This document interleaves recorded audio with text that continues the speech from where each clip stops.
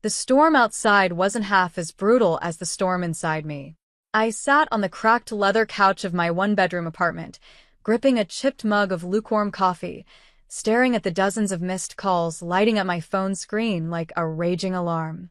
Dad, Dad, Dad, over and over again, with the occasional Noah slipping through the chaos.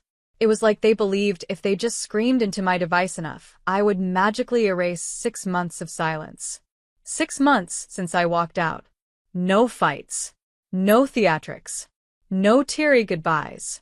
I simply packed 2 duffel bags, grabbed my savings, and left the house where I had spent 28 years being everyone's insurance policy, everyone's punching bag. And now they remembered I existed.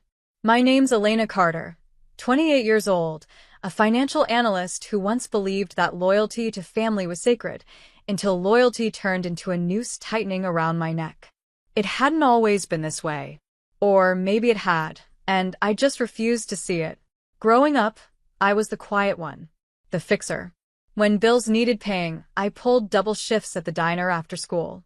When Noah, my older brother by 4 years, dropped out of college after his 2nd semester because the system didn't understand him, I silently funneled my tiny paychecks to cover his debts. When Dad wrecked his 2nd car in as many years, it was me who skipped meals to afford the repairs. And somehow, none of it was ever enough. When Noah floundered, he was finding himself. When I succeeded, it was brushed aside as expected. I wasn't applauded. I was exploited. The house needed new pipes? Elena can cover it. Noah needed a new laptop for his future art career. Elena's got it. Groceries low. Utilities late. Dad's back pain medications too expensive? Call Elena.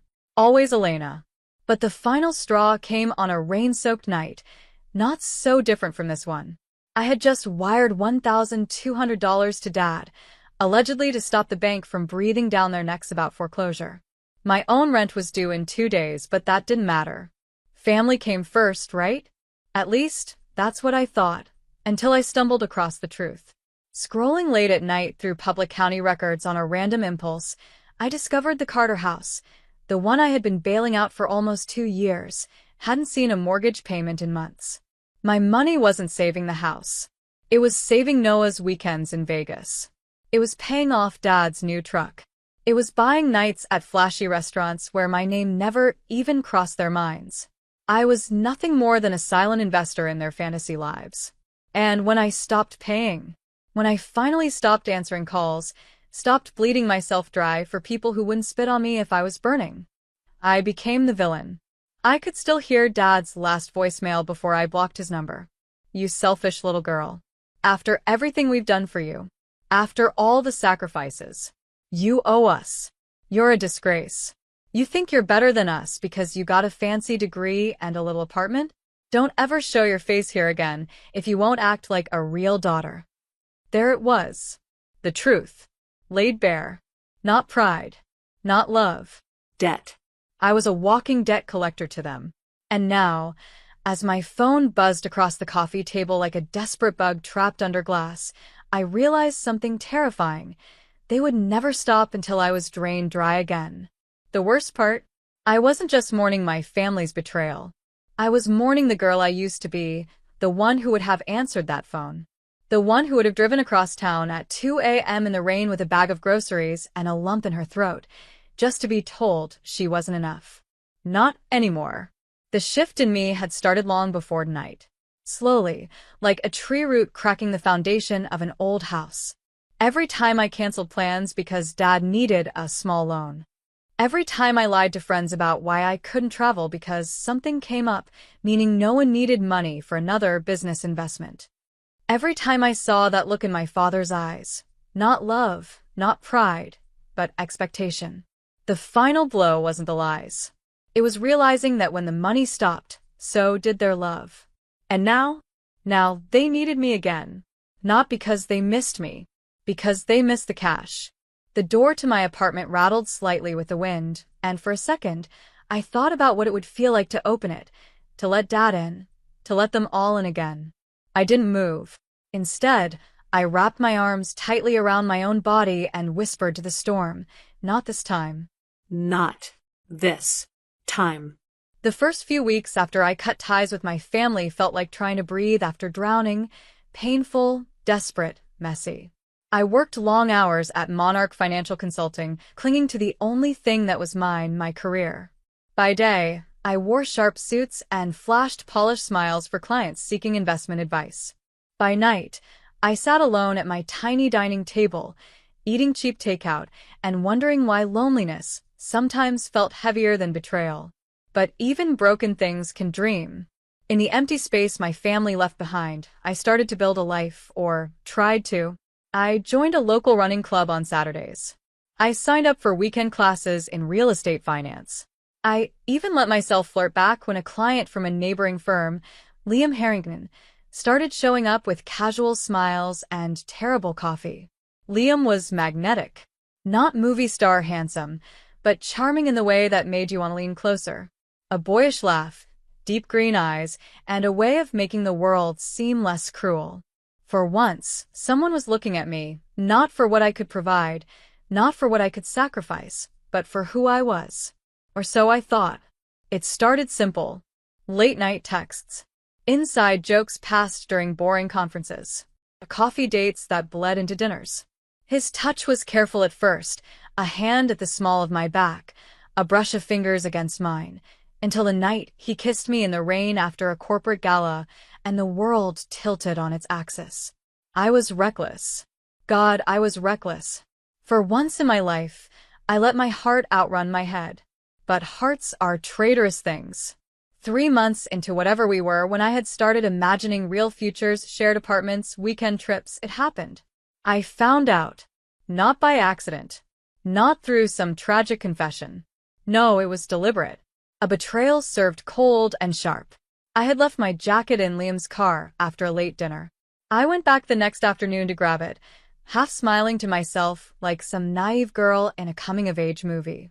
When I reached into the back seat, I found not just my jacket, but a thick folder labeled Joint Future Plans, Liam and Marissa.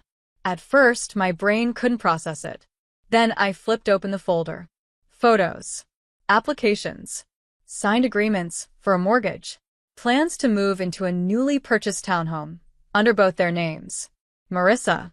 His fiancée. His fiancée. A life already laid out. Smiling faces, new beginnings, and none of them included me. My stomach lurched. My throat closed. I stumbled back from the car like I'd been punched.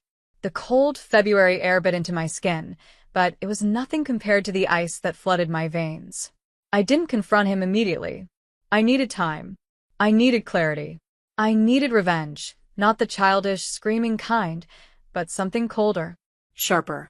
Irrefutable. Because Liam hadn't just broken my heart.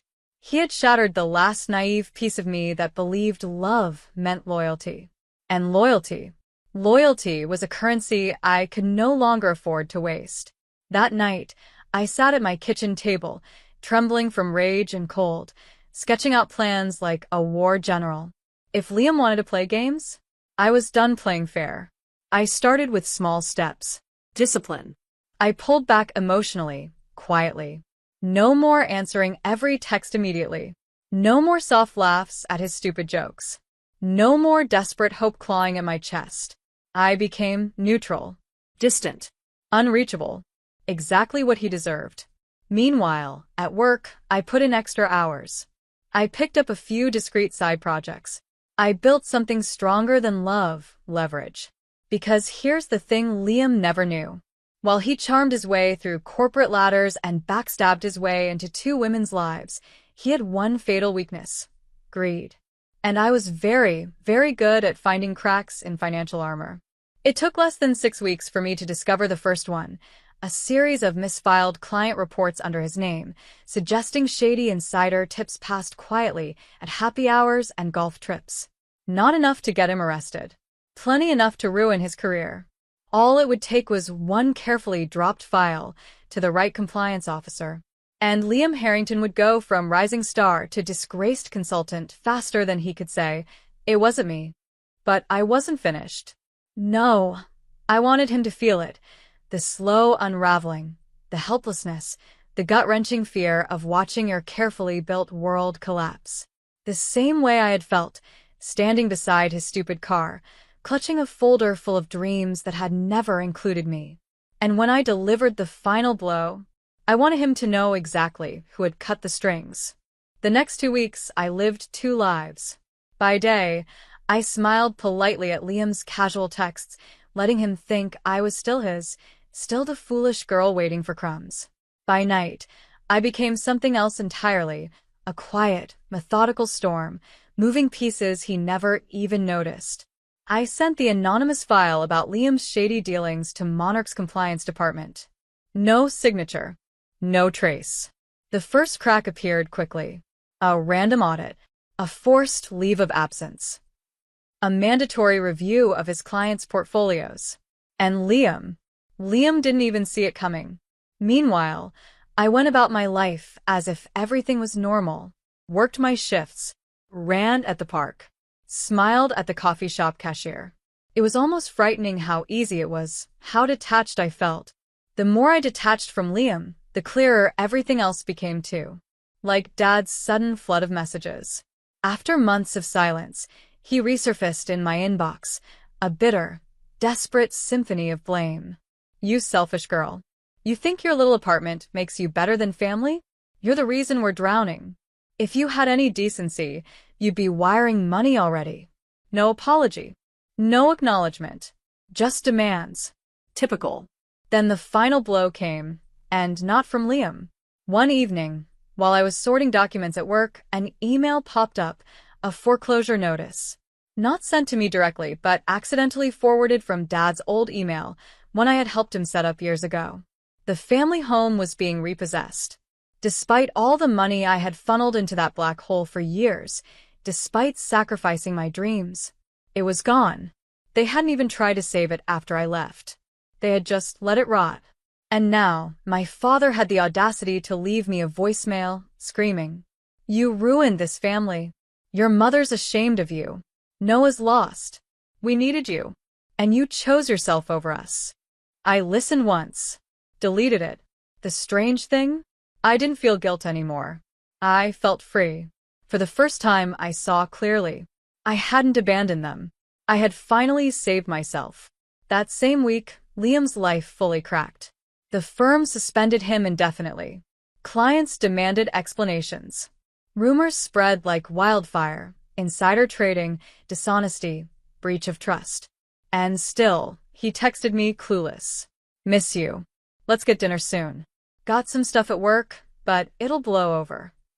I stared at the screen and laughed, a low, humorless laugh. The kind you hear at funerals. He thought he still had me. I typed back. Sure. Let's celebrate. That Friday, we met at our usual spot, a dim rooftop bar overlooking the city skyline. Liam looked stressed, disheveled. Not the confident man who once made me believe I was lucky to be near him. As we clinked glasses, I leaned close and whispered in his ear. "Funny thing about betrayal, Liam.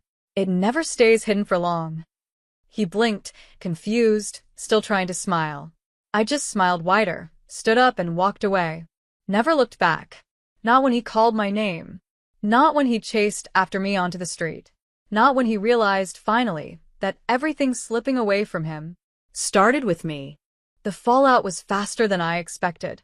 2 days after I walked away from Liam at that rooftop bar, Monarch Financial made the official announcement. Liam Harrington's employment terminated. Effective immediately. The whispers around the office were brutal. The golden boy had fallen. Clients withdrew. His professional licenses were flagged for investigation.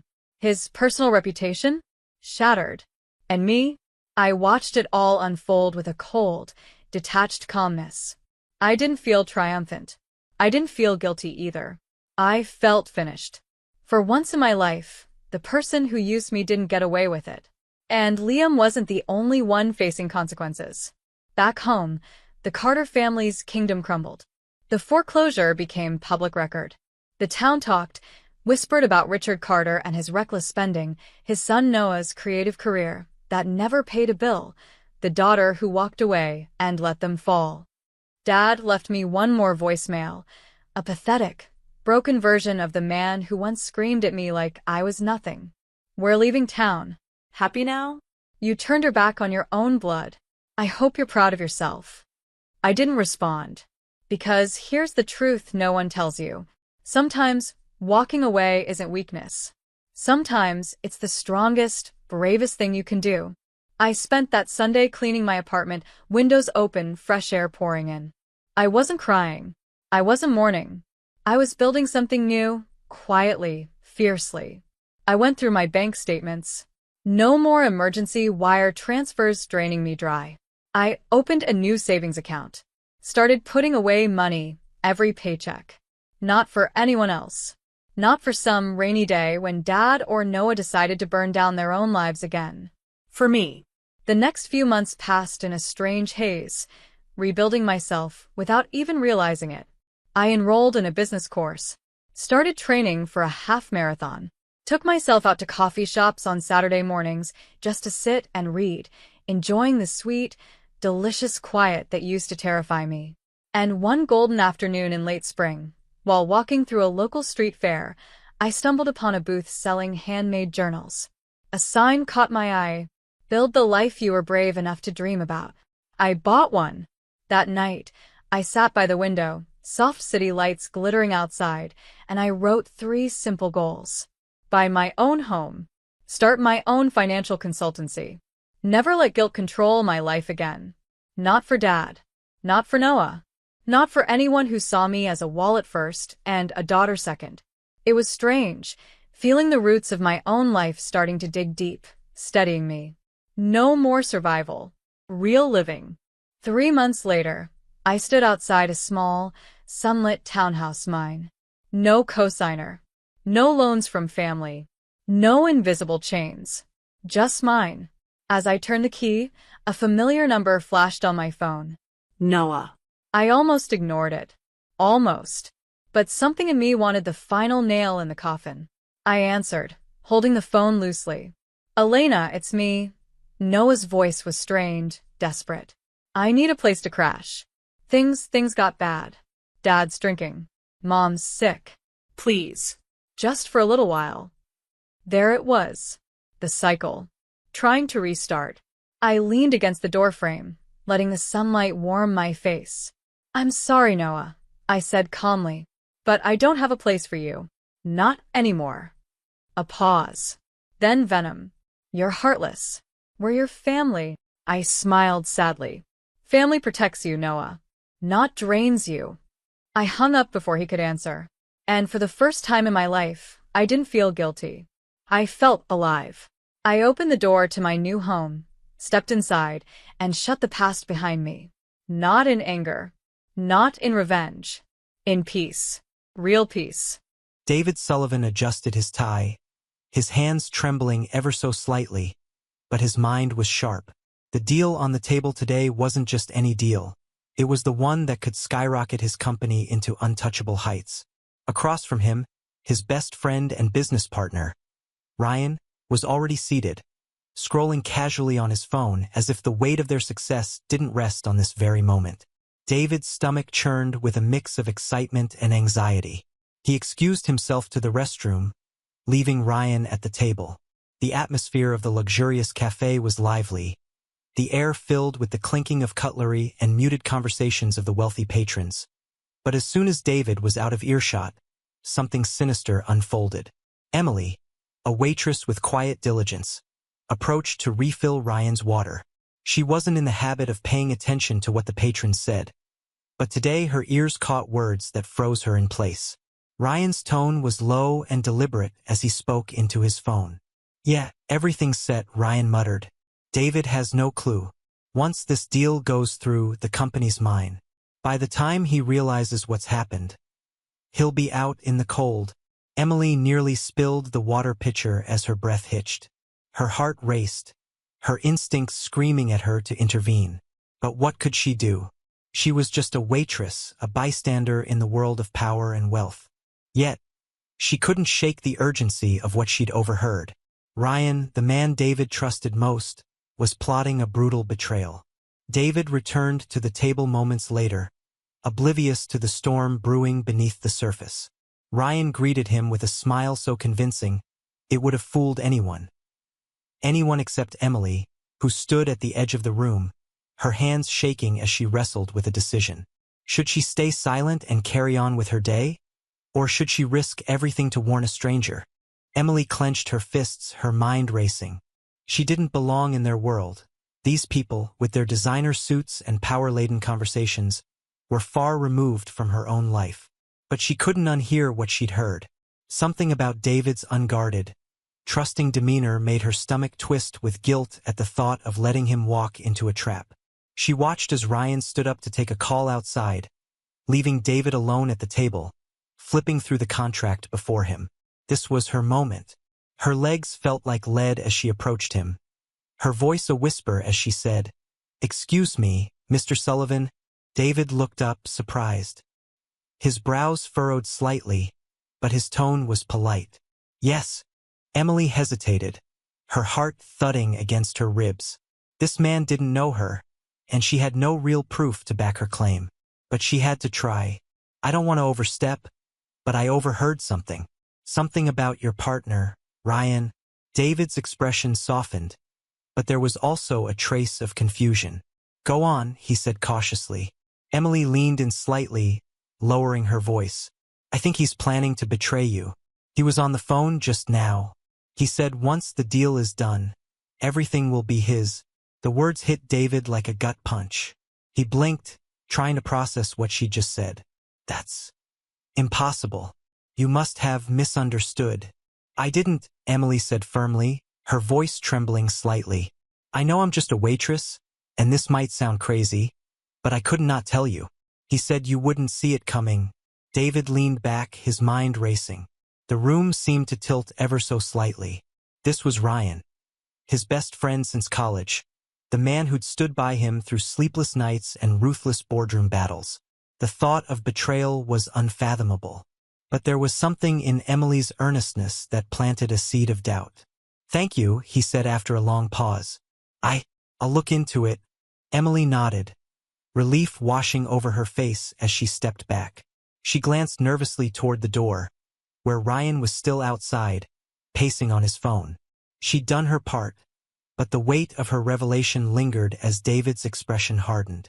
When Ryan returned, his charm was in full force. He slid back into his seat, flashing an easy grin. "So, where were we?" David forced a smile, his heart thundering. "Just going over everything one last time." Ryan nodded, pouring himself more water. "Good man. You always double-check things. That's why we make such a great team, right?" David's throat tightened. He nodded absently, but the words now felt hollow. The celebration that had felt certain hours ago was now drenched in unease. The doubt Emily had planted began to grow roots, twisting through David's mind. Could Ryan really betray him? As the evening wore on, David's suspicions deepened. He needed answers, and fast. After dinner, he stepped outside, pulling out his phone to call someone he trusted. Julian, a private investigator he'd worked with in the past, answered on the second ring. "David Sullivan," Julian greeted, his tone brisk. "What's the situation?" "I need you to look into someone for me," David said, his voice tight. "Ryan King, my business partner. Something doesn't feel right." Julian didn't hesitate. "I'll start right away. Give me 48 hours. David ended the call, the knot in his stomach tightening. He turned to see Emily lingering near the cafe's entrance, watching him with a mix of concern and hope. "Did you talk to him?" she asked, her voice barely above a whisper. "I didn't sign anything," David replied, "but I need proof." "Thank you for telling me." Emily nodded, her relief palpable. I hope I'm wrong. For your sake." David gave her a tight smile, but deep down, he knew the storm was far from over. 2 days later, Julian called back. "David," Julian said, his tone grim. "You're not going to like what I found." David gripped the edge of his desk. "Tell me." "Ryan's been moving funds out of your accounts. Small amounts, just below the threshold of suspicion. He's funneling them into an offshore account. The transfers started about a year ago, right around the time you began negotiating this new deal." David's breath hitched. How much are we talking? Millions, Julian replied bluntly. Close to 5. And that's not all. He's been in contact with your competitors. It looks like he's setting up to take control of the company once you sign the deal. David's stomach turned. It was true. Emily had been right. I want him stopped, David said, his voice cold. What do I need to do? Freeze the accounts he's been using, Julian advised. You've got enough evidence to justify it. But be careful. Don't let him know you're onto him until you're ready to move. David nodded, his resolve hardening. Ryan had crossed a line, and there was no turning back. That evening, David invited Ryan to a private meeting at their office. Ryan arrived, all smiles, but the moment he stepped into the room, he could feel the shift in the air. What's going on? Ryan asked, his smile faltering. David stared at him, his jaw tight. I know everything. The offshore accounts, the stolen funds, the betrayal. Ryan froze, but only for a moment. Then he leaned back, his smirk returning. You've been working too hard, David. You're imagining things. Don't lie to me, David snapped. I've seen the transfers. I know about the competitors. You've been planning this for over a year. Ryan's mask slipped. For a brief second, fear flickered in his eyes before he leaned forward, his tone venomous. Fine, Ryan hissed. Yeah, I planned it. Do you have any idea what it's been like? Standing in your shadow while you get all the credit? I deserve more, David. And I wasn't going to wait around for scraps. David's anger boiled over. You could have talked to me. We could have worked something out. But instead, you decided to steal from me. From us? Ryan's expression darkened. You wouldn't have done anything. You're too busy being the golden boy. I did what I had to do. No, Ryan, David said coldly.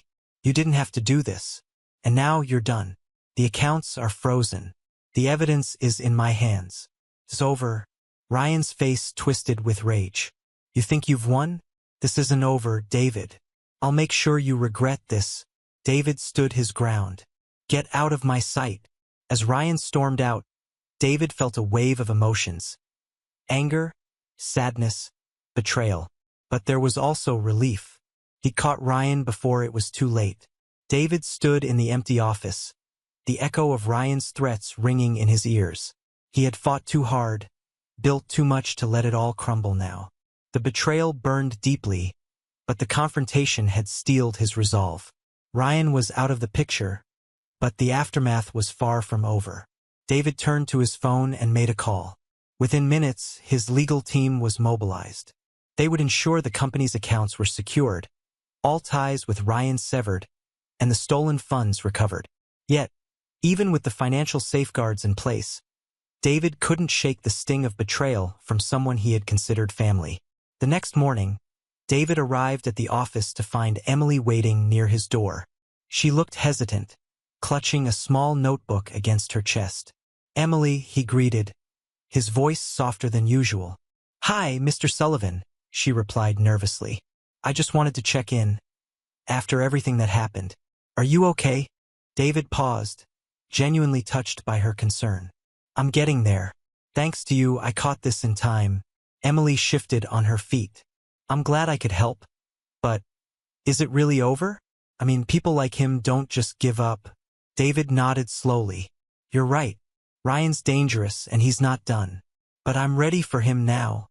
He hesitated before adding, You've done more for me than I can ever repay. If you ever need anything at all, just say the word. Emily's cheeks flushed slightly, but she shook her head.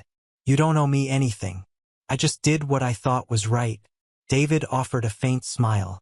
It's rare to meet someone with that kind of courage. If you ever change your mind, my door is always open. The next few days were a whirlwind of damage control. David worked closely with Julian and his legal team to ensure Ryan couldn't retaliate, but the tension remained palpable. Then, just as things seemed to settle, Julian called with an update. David, Julian began, his tone grave, we found something. Ryan's not done. He's trying to smear your name. David's grip tightened on the phone. What do you mean? He's reaching out to media outlets, spinning lies about you. Financial misconduct, offshore dealings, corruption. Most of it's baseless. but a few grains of truth could make the lies stick. David clenched his jaw. Can we stop him? We're working on it, Julian assured him. I've already contacted some of the journalists. The good news is we've got more than enough evidence to discredit him. But you need to brace yourself. It's going to get messy. David sighed, the weight of the situation pressing down on him. Do whatever it takes. I won't let him win. The storm hit the next morning. A prominent business blog published an article accusing David of unethical practices. The piece was riddled with inaccuracies, but the damage was immediate. Investors started calling, concerned about the allegations. The company's stock dipped slightly. Emily burst into his office, a copy of the article clutched in her hand. David, have you seen this? I have, David said grimly, rubbing his temples. Emily's eyes blazed with determination. This is all lies. What can we do? David looked at her, his exhaustion evident. We stay ahead of it. Julian's team is already working on countering the story. But the next few weeks are going to be rough. Emily stepped closer. Whatever you need. I'm here. Her sincerity was a balm to David's frayed nerves. He nodded. Thank you, Emily. That means more than you know. In the days that followed, David and his team launched a full-scale response. They released detailed statements debunking Ryan's claims and presented evidence of his betrayal and fraud. The tide began to turn as the media shifted focus, painting Ryan as the villain. Throughout it all, Emily was a constant presence. She worked tirelessly, assisting with everything from drafting statements to calming nervous investors. Her quick thinking and unwavering support were invaluable, and David began to rely on her more than ever. One evening, as the office emptied out, David found Emily still at her desk, poring over documents. You should go home, he said, leaning against her cubicle wall. I'm almost done, she replied with a small smile. David shook his head. Emily, you've already done more than enough. I don't know how I would have gotten through this without you. She looked up at him, her expression warm. You would have managed. But I'm glad I could help. David hesitated for a moment. You're not just helping, Emily. You've become an essential part of this company. Have you ever thought about taking on a bigger role? Emily blinked, taken aback. A bigger role? Yes, David said. You've proven yourself over and over again. I think it's time to make it official. In the weeks that followed, Emily's transition from behind-the-scenes assistant to a leadership role was seamless. David announced her promotion at a company meeting, citing her dedication and exceptional instincts as key reasons for the decision. For Emily, the shift was surreal. She went from a waitress serving tables to a respected corporate leader in a matter of months. But the journey hadn't been easy, and she was determined to make the most of the opportunity David had given her. As she stood in her new office one evening, looking out at the city skyline, she couldn't help but reflect on how far she'd come. The challenges ahead didn't scare her, they fueled her. And for David, watching Emily rise to the occasion reminded him that even in the darkest moments, there was always a glimmer of hope. Together, they had faced betrayal and chaos. But now, they were building something stronger than ever. Ryan's shadow still loomed in the background, but David knew one thing for certain. With Emily by his side, there was nothing they couldn't overcome. A week after the company stabilized and the false media storm died down, David received an unexpected call from Julian. His investigator's voice was steady but tinged with urgency. We've got him, David, Julian said. David leaned forward in his chair, his pulse quickening. What do you mean? Ryan's been hiding in plain sight, Julian explained. We traced his communications back to a private suite in a luxury hotel downtown. He's still trying to push his lies to anyone who will listen, but his resources are running out. And here's the kicker, he's also making calls to some dangerous people. It looks like he's desperate for leverage. David frowned. Dangerous how? Send me everything, David said, his voice hard. I want this done for good. Within hours, David's legal team filed a new motion to expose Ryan's financial dealings and block his access to any remaining resources. Meanwhile, Julian tipped off the authorities about Ryan's suspected illegal activities, ensuring that his every move was being watched. That evening, David sat in his office when Emily walked in, holding a report. "They've frozen the last of Ryan's accounts," she said, her tone firm. "And his connections are backing off now that the truth about him is out." David nodded, the tension in his shoulders finally easing. "He's done. There's nothing left for him to use against us." Emily hesitated before sitting across from him. "You've handled this with so much strength. I don't know if I could have done the same." David smiled faintly. "I didn't do it alone. You've been my anchor through all of this, Emily." Her cheeks flushed slightly, but she met his gaze with quiet confidence. "It's what you deserve. For someone to have your back." 2 days later, the final blow came. Ryan was arrested on charges of fraud and embezzlement after Julian uncovered evidence tying him to illegal offshore transactions. The headlines shifted, painting him as a disgraced businessman whose greed led to his downfall. For David, the closure was bittersweet.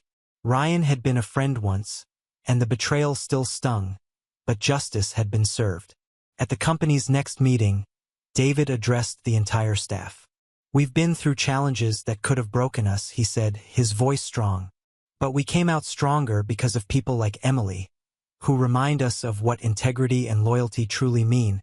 The applause was thunderous as Emily stood beside him, her heart swelling with pride.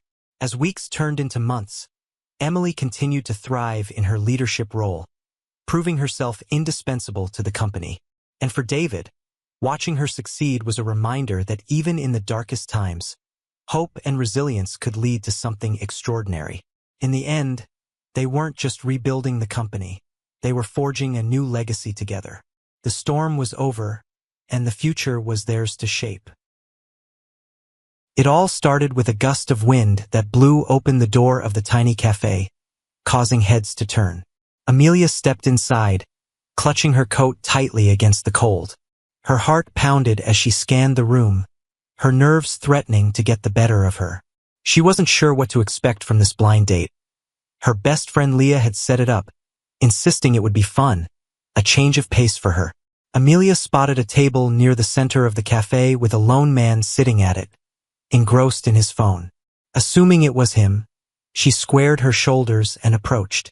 She wasn't going to let her nervousness get the better of her. "Hi," she said, her voice slightly breathless as she pulled out the chair. "Sorry if I'm a little late. Traffic was insane." The man looked up, startled.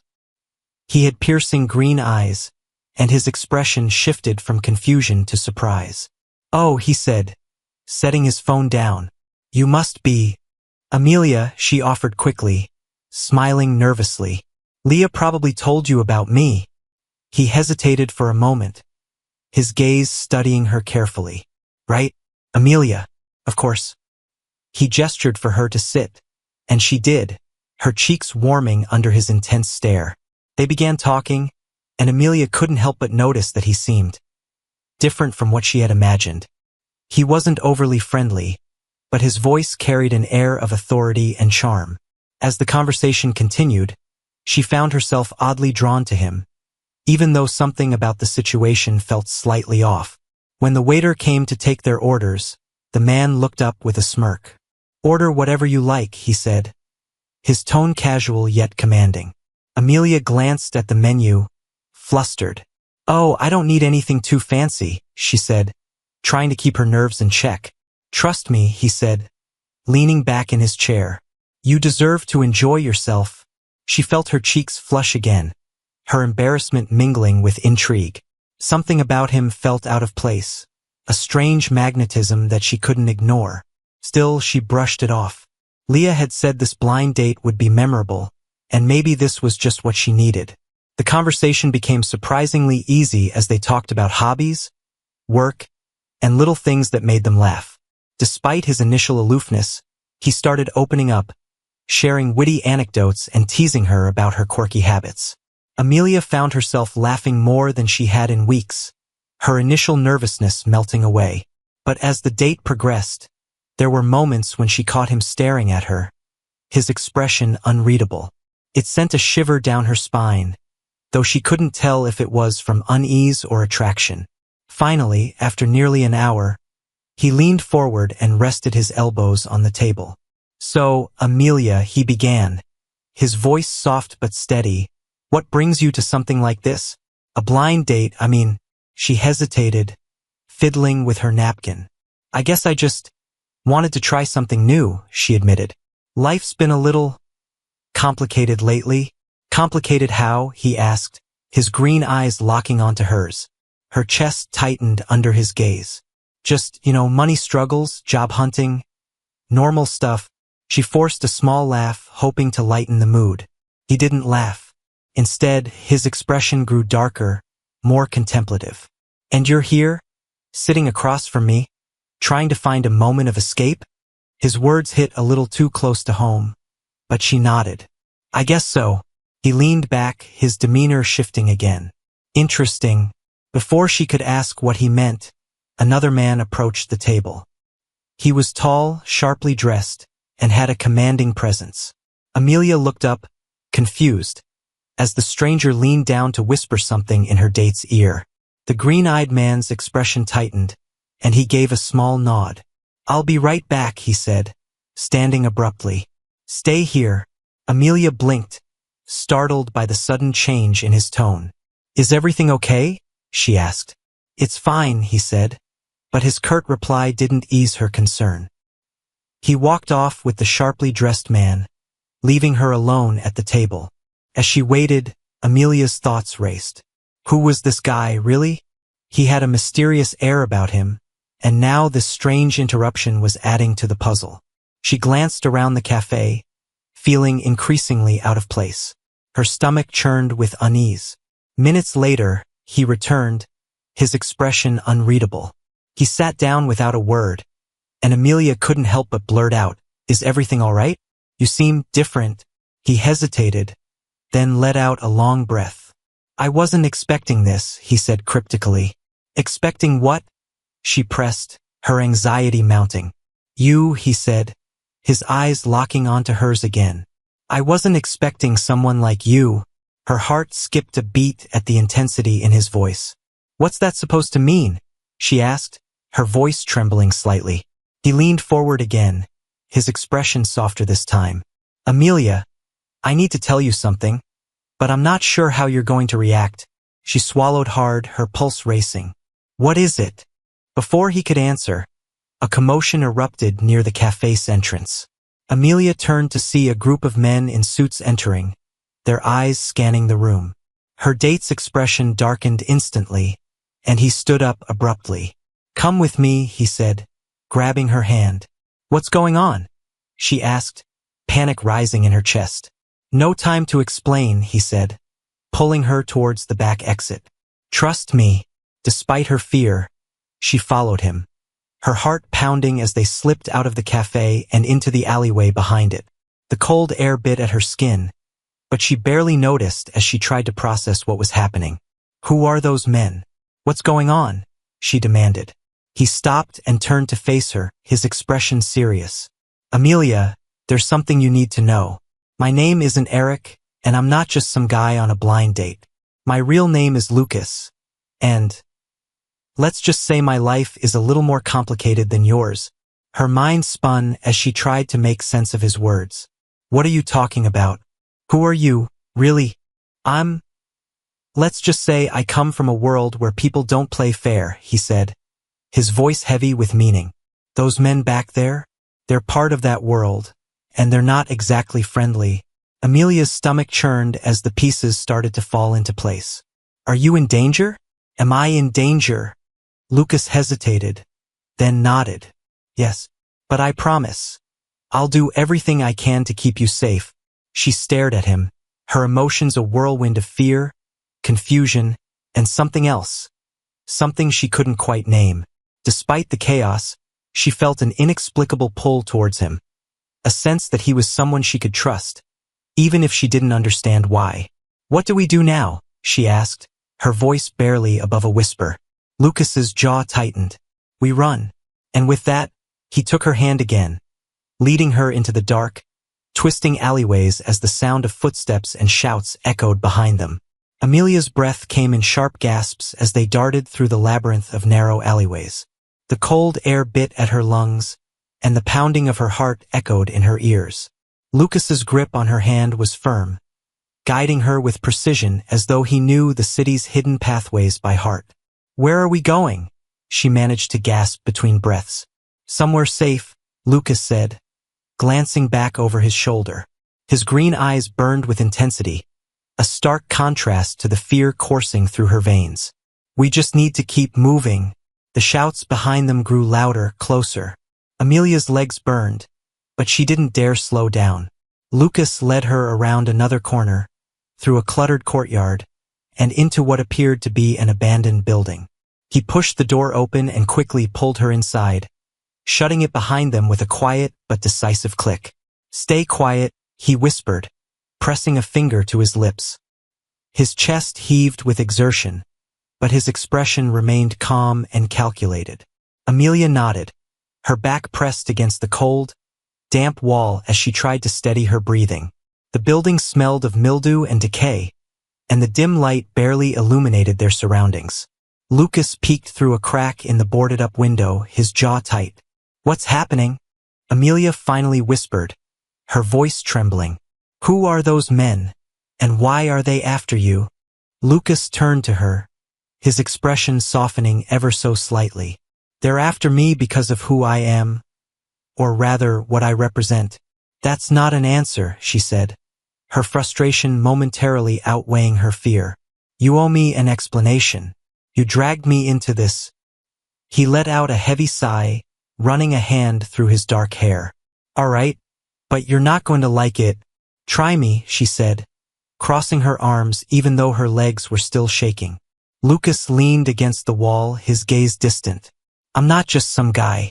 My family is, well, let's just say they're powerful. They control a lot of things, businesses, politics, underground networks. And because of that, there are people who want to see us destroyed." Amelia stared at him, her mind reeling. "You're part of a crime family?" His lips twitched into a humorless smile. "That's one way to put it. But I'm not like them. I left that world behind years ago. I wanted a normal life, away from all the power struggles and violence." She couldn't believe what she was hearing. "Then why are those men after you?" "Because leaving isn't as simple as saying goodbye," Lucas said bitterly. "There are people who think I know too much, people who see me as a threat even though I've done everything to stay out of their way. Tonight was supposed to be a normal evening, a chance to forget about all of it, just for a little while." Amelia's stomach churned. "And you picked a blind date for that?" "I didn't pick it," he said with a shrug. "My friend thought it'd be good for me. I didn't expect. Well, you." Her heart fluttered despite the chaos surrounding them. "What about me? I didn't expect someone like you to make me feel." He hesitated, his eyes locking onto hers. "Like maybe there's still something worth fighting for." Amelia's breath caught in her throat. Despite everything, his dangerous world, the fear pounding in her chest, there was something undeniable between them. But before she could respond, a loud crash echoed from outside, and her fear came rushing back. "They found us," Lucas said, his voice low and tense. "We need to move." He grabbed her hand again, and they slipped out through a side door just as the sound of heavy footsteps reached the front of the building. They ran through the dark streets, the tension between them thick as they tried to stay ahead of their pursuers. Finally, they reached an old warehouse on the outskirts of town. Lucas guided her inside, locking the door behind them. The space was vast and empty, the air thick with dust. Amelia leaned against a metal beam, her body trembling with exhaustion. "Are we safe here?" she asked, her voice barely above a whisper. "For now," Lucas said, his eyes scanning the room. "They won't think to look here right away. This place was important to me once." Amelia frowned. "Why?" He hesitated, then said, "It belonged to my mother. Before everything went wrong." The raw emotion in his voice took her by surprise. For the first time, she saw a vulnerability in Lucas that made him seem more human, more real. "What happened to her?" she asked gently. "She died," he said simply, his gaze distant, caught in the crossfire of a world she didn't belong to. "Just like you." The weight of his words hit her hard. "I'm sorry," she said, her voice soft. He turned to her, his expression unreadable. That's why I left. I didn't want anyone else to get hurt because of me. But now, he paused, his green eyes searching hers. Now I don't know if I can keep you safe. Amelia stepped closer, her fear mingling with a newfound determination. I don't need you to protect me, Lucas. I just need you to be honest with me. He stared at her for a long moment, then nodded. All right, here's the truth. I don't want you to leave. Even though it's dangerous, even though it's wrong, I can't let you go. Her heart pounded as she met his gaze. Then don't, she said, her voice steady despite the chaos swirling around them. For a moment, the world seemed to stand still. Then, Lucas closed the distance between them, his hand gently cupping her face as he pressed his forehead to hers. You don't know what you're getting into, he murmured. Maybe not, she whispered back. But I'm willing to find out. Before either of them could say more, the sound of distant sirens shattered the moment. Lucas's expression hardened. They're getting closer. We need to figure out our next move. Amelia nodded, her resolve strengthening. Whatever came next, she knew one thing for certain. She wasn't going to run anymore. Together, they would face whatever danger lay ahead, and maybe, just maybe, find a way to survive. Lucas quickly began pacing the warehouse, his sharp eyes scanning for anything they could use. Amelia watched him, her nerves jangling with tension, but she refused to let fear overwhelm her. She had come too far to back down now. What's the plan? She asked, trying to sound steady. Lucas paused, his hands on his hips as he exhaled deeply. We need to get out of the city. They've got resources, contacts, and eyes everywhere. Staying here is suicide. Her stomach sank. Out of the city? But where would we even go? He gave her a small, wry smile. I've got places. Safe houses. Connections I can still trust. I think. But it won't be easy. Amelia folded her arms tightly across her chest, trying to ignore the fear bubbling under the surface. Then let's go. The sooner, the better. He frowned, stepping closer. Amelia, this isn't just running from the law or avoiding a bad date gone wrong. These people will stop at nothing to take me down. And now that you're with me, they'll see you as leverage. I need you to be sure, absolutely sure, that you want to come with me. She met his intense gaze, her own resolve hardening. I've never been more sure of anything. I'm not leaving you, Lucas. His jaw tightened, and for a moment, his mask of control slipped, revealing a flicker of vulnerability. All right, he said finally. Then we move now. The night swallowed them as they slipped out of the warehouse, sticking to the shadows. Lucas led the way, his movements precise and silent. Amelia followed closely, her heart pounding with every step.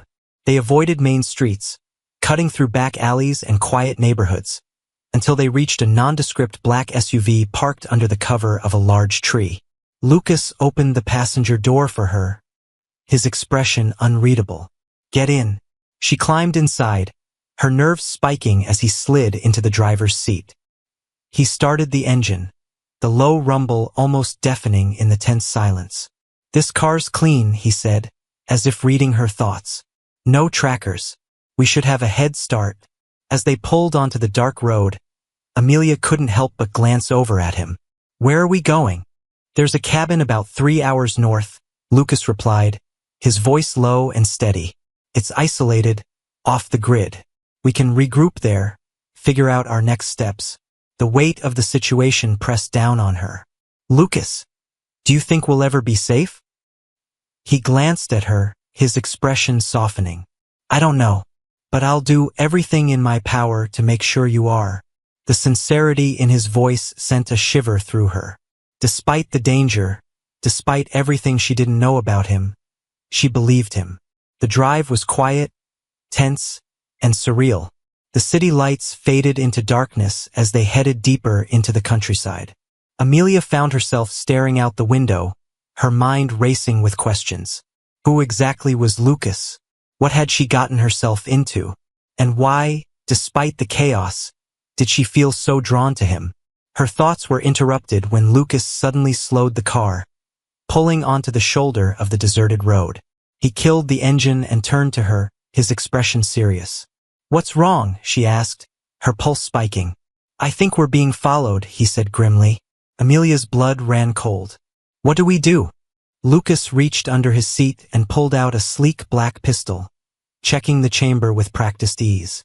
Stay in the car. Lock the doors. If anything happens, you drive. Don't stop, don't look back. Do you understand? Her heart hammered in her chest.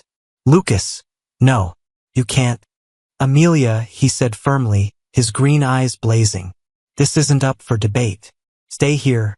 Before she could argue further, he slipped out of the car, closing the door quietly behind him. She watched as he moved like a shadow, disappearing into the darkness. The silence was deafening, broken only by the distant rustle of leaves and the faint hum of a car engine approaching. Amelia's hands gripped the steering wheel tightly, her breath coming in short, shallow bursts. She strained her ears, desperate to hear any sign of what was happening. Seconds felt like hours as the tension mounted. Then, suddenly, she heard it. A sharp crack, like the sound of a gunshot. Her heart leaped into her throat. Panic surged through her, but before she could act, the driver's side door flew open, and Lucas climbed back in, his face tense but unharmed. Drive, he ordered. Without hesitation, she started the car, her hands trembling as she pulled back onto the road. What happened? She asked, her voice shaking. I took care of it, he said shortly, his gaze fixed on the rearview mirror. We're clear. For now. She didn't press further, but the weight of his words hung heavy between them. Whatever taking care of it meant, she knew it wasn't good. Still, she couldn't deny the relief flooding through her at the sight of him unharmed. They drove in silence for another hour, the tension slowly giving way to exhaustion. By the time they reached the cabin, Amelia felt like she could collapse. The small, rustic structure was nestled deep in the woods, surrounded by towering trees and complete silence. Lucas parked the car and led her inside, locking the door behind them. The interior was simple but cozy, with a fireplace, a worn sofa, and a small kitchen. He handed her a blanket and gestured toward the couch. Get some rest, he said, his voice softer now. You've been through enough for one night. What about you? She asked, concern flickering in her eyes. I'll keep watch, he said simply, his tone leaving no room for argument. As she curled up on the couch, exhaustion finally overtaking her, she couldn't help but wonder what the future held. Lucas's world was dangerous, unpredictable, and nothing like the life she'd known. But as she drifted off to sleep, one thought remained clear.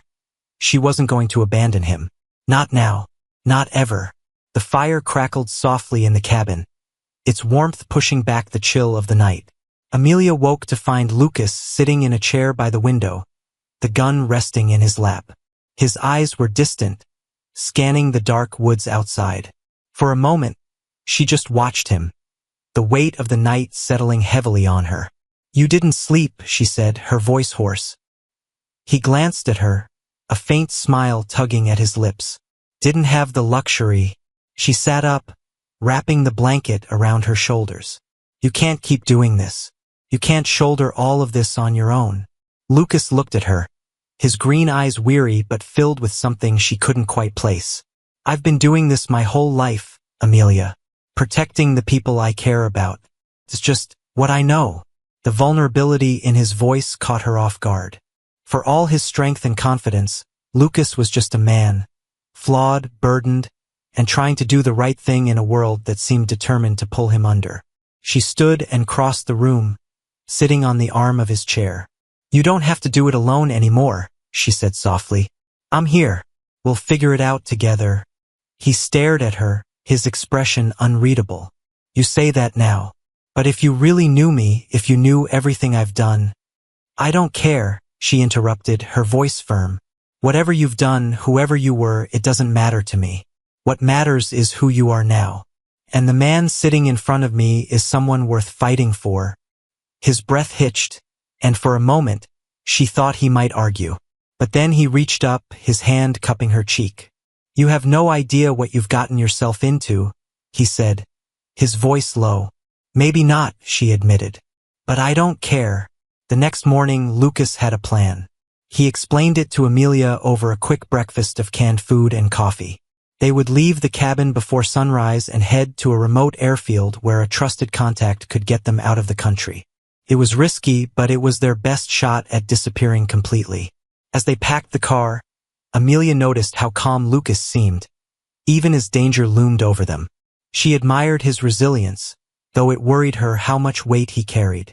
The drive to the airfield was tense, the silence between them heavy with unspoken fears.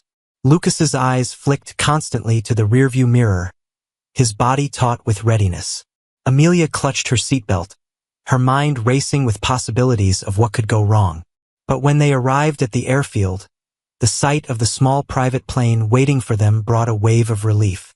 Lucas's contact, a middle-aged man with a grizzled beard, greeted them quickly and ushered them toward the plane. "We need to move fast," the man said. "You've got maybe 10 minutes before someone catches on." Lucas nodded and helped Amelia into the plane. As she climbed aboard, her stomach churned with a mix of hope and dread. Was this really the end of the nightmare? Could they finally escape? But just as Lucas was about to climb in after her, the sound of tires screeching on gravel filled the air. Amelia turned to see 3 black SUVs skidding to a stop at the edge of the airfield. Men in suits poured out, guns drawn. "Go!" Lucas shouted to the pilot. "Get her out of here!" "No!" Amelia screamed, grabbing his arm. "I'm not leaving without you." Lucas pulled her close, his green eyes blazing. "You have to. It's the only way to keep you safe." Tears streamed down her face as she clung to him. "Lucas, please, don't do this." He pressed his forehead to hers, his voice breaking. "Amelia, you've given me something I thought I'd lost a long time ago. Hope. And I'll do whatever it takes to protect that. To protect you." Before she could protest further, he gently pushed her into the plane and shut the door. The pilot started the engines, and the plane began to taxi down the runway. Amelia pounded on the window, screaming for Lucas as the distance between them grew. Through the glass, she saw him turn to face the men, his posture strong and unyielding. The last thing she saw before the plane lifted off was Lucas raising his gun, ready to fight. The weeks that followed were a blur. Amelia stayed in a safe house arranged by Lucas's contact, her heart heavy with worry. Every day, she waited for news, dreading what she might hear. Then, one evening, the door to the safe house opened, and there he was, Lucas, alive but battered, his green eyes tired yet filled with relief. "Lucas!" she cried, rushing to him. He caught her in his arms, holding her tightly as if afraid she might disappear. "I told you I'd do whatever it takes to keep you safe," he murmured. Tears streamed down her face as she clung to him. "I thought I'd lost you." "Never," he said, his voice firm. "I promised you, Amelia, and I keep my promises." As they held each other, the world outside faded away. They had survived the chaos, the danger, and the impossible odds. Together, they would face whatever came next, knowing that no matter what, they had each other. For Lucas and Amelia, love had become their greatest strength, a force that refused to be broken, even by the darkest of nights.